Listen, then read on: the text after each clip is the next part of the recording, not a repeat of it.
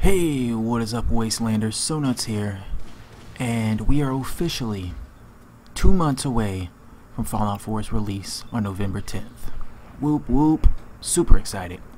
So starting today up until the release, I'm going to be uploading at least one or more Fallout 4 related videos where I'm going to be talking about confirmed information from Bethesda or unconfirmed speculative information from other sources. Alright, so the topic of this video is going to be possible ghoulification in Fallout 4. Now the information I'm about to bring to you comes from a reliable source, a guy named GKK7Z on the official Bethesda forums. He has spent over 200 hours researching information for all the perks in Fallout 4, and I will leave a link in the description below to all of his findings and information so that you can check them out for yourself. Now, even though the information I'm going to read is unconfirmed, I believe it to be true. Now, one of the reasons I believe ghoulification to be true is if you go to the official Fallout 4 website and go all the way to the bottom, you'll see a picture that says Radiation and You, and it shows you as the protagonist, then it shows a second stage of ghoulification, then it shows the third and final stage of ghoulification, and then it says beware the silent killer. While some harmful radiation should have dissipated years ago, lingering radiation will remain. In the wasteland, ceaseless radioactive bombardment will attack your body without warning until it's too late and you begin to suffer the debilitating effects of its poisoning. This will be a real threat to your survival. Use your Vault Tech assigned Pip-Boy to monitor radiation levels at all times. So, that's basically Bethesda confirming ghoulification themselves, even though they haven't come out and said it officially. But this guy, GKK7Z, has compiled a shit ton of information on ghoulification and its effects, and let's go ahead and read that right now. Alright, so the information about the ghoulification is under the Blast Radius perk at vault111.com. Now, I'm not going to be talking about the perk itself, I'm only going to be talking about the ghoulification information. So let's jump right into it, shall we? The process of actually becoming a ghoul begins as soon as you have been struck by lightning, assuming that the lightning does not kill you outright. The initial phase has a minimal effect on your physical appearance, as well as your disposition with any non-ghoul NPCs, including any romantic partner you may have at the time. This phase also reduces each of your stats by 1 point, which temporarily prevents access to any affected skills or perks. The second phase begins after 24 hours, during which your appearance and disposition are further affected. During this phase, your stats are each reduced by 1 further point, which will again prevent access to any affected skills or perks. The third and final phase begins after 48 hours. By this time, your appearance has now completely changed, and your disposition with any non-ghoul NPC is significantly lower. All stats are restored to their correct values, which means you now have access to any skills or perks that may have been locked out. But any romance you may have been involved in will cease. The most significant change at this point, other than being viewed as an outcast and being disliked by many, is the ability to turn feral.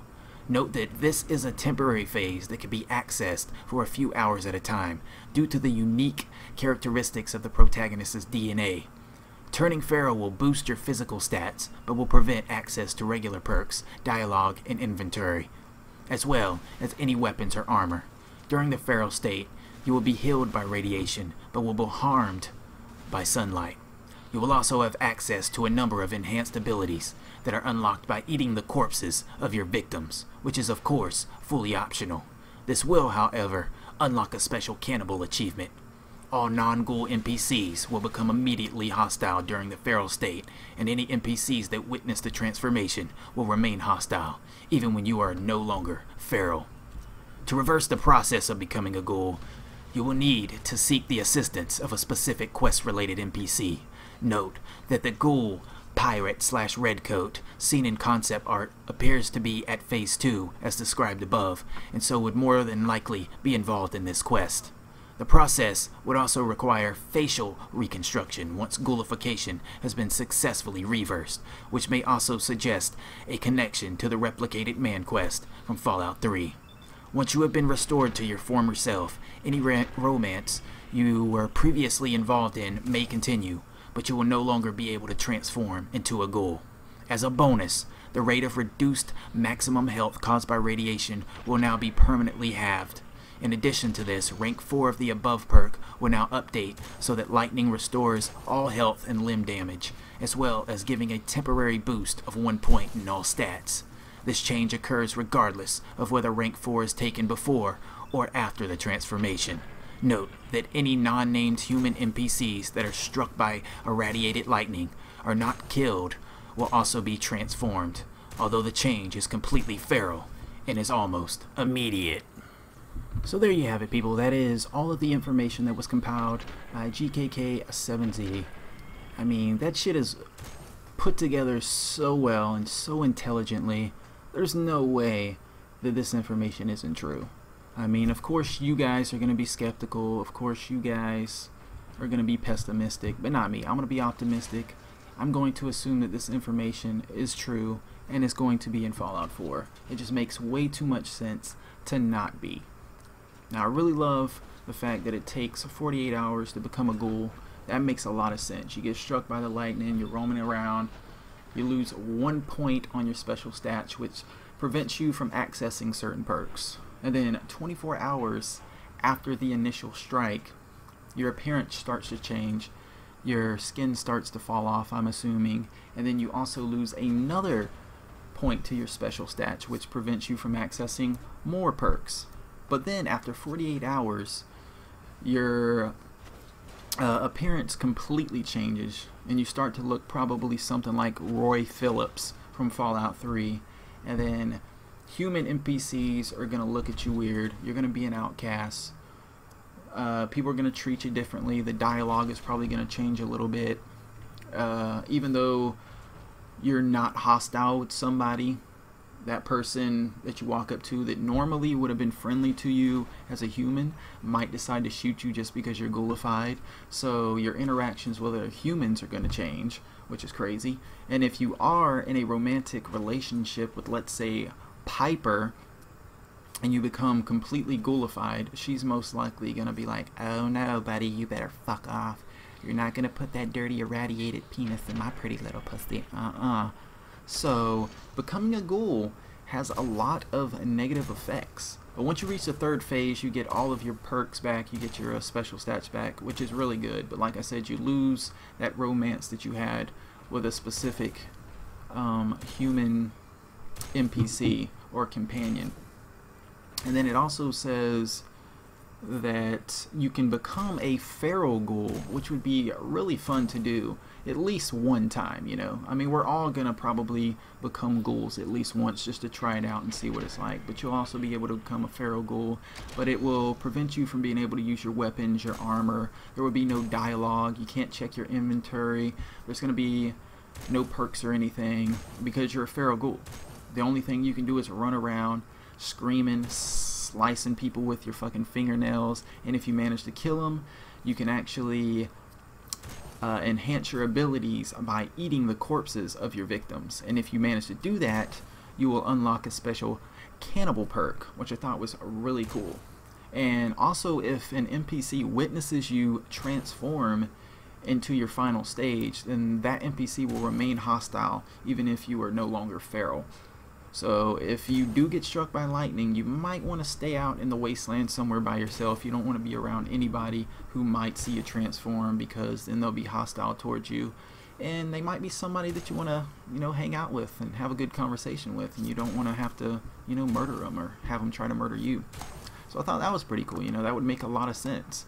And the 3rd part, where he talks about you can reverse the process of becoming a ghoul, but you will need the assistance of a specific quest related NPC. I thought that was cool because that would make a lot of sense, because if you transform into a ghoul, you don't want to be the ghoul the whole fucking rest of the game. Like, let's say you're playing the first couple hours, you get struck by lightning, you turn into a ghoul. You're not going to want to play as a ghoul the whole game because people are going to look at you differently. The dialogue options aren't going to be as robust and entertaining. A lot of people are going to fear you, and you're probably not even going to be able to start a settlement if you're a ghoul, because nobody's going to show up to your settlement. So becoming a ghoul should be a temporary thing. You should be able to transform back into your human self. And if you manage to do that, the radiation you receive will be halved. So normally you'd get this amount of radiation from certain enemies or certain locations. That amount of radiation level will drop down drastically, which is really good. And if you manage to get the Blast Radius perk all the way up to rank 4, if you get struck by lightning, it actually restores your health and your limb damage, as well as giving you a temporary boost of 1 point in all stats. Damn, that sounds so good. But yeah, man, it just makes a lot of sense. Too much sense to not be true. And like I said, on the Fallout 4 official website, you can see that picture showing the protagonist transforming into a ghoul when it talks about how it's the silent killer, and you know, it just would make sense. It'd be so cool to have that, and I really do think it's coming to Fallout 4. What about you? Do you guys think there's some truth behind all this? Do you think we're going to be able to turn into a ghoul? Leave your comments in the section below. We'll talk about it. Because if you think about it, look at Skyrim. In Skyrim, you could become a werewolf, or you could become a vampire. In Fallout 4, you'll be able to become a ghoul, you'll be able to become a feral ghoul, and hell, you might even be able to become a few other things in the game that we don't know of. So I'm really looking forward to see what this is all about. I'm excited for Ghoulification, definitely going to try it out myself. It's going to be fun. Catch you guys on the next video. Sayonara, Wastelanders.